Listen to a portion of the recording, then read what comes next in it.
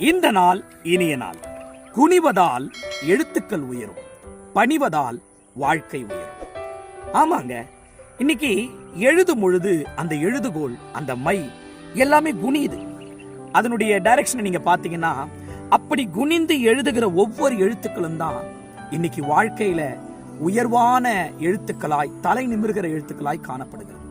அப்படிப்பட்ட எழுத்துக்களுக்கு அப்படி ஒரு சாக்கியம் இருக்குன்னு சொன்னா, பணிவான வாழ்க்கைக்கு எவ்வளவு பெரிய உயர்வு இருக்குன்னு தெரியுமா?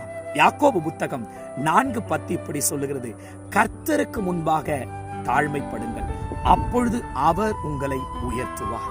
இன்னைக்கு எந்தெந்த இடங்களிலே நம்மை நாம் தாழ்த்த வேண்டுமோ, தாழ்த்தணும்னு சொல்லும் போது தாழ்வு மனப்பான்மை நினைச்சுக்காதீங்க.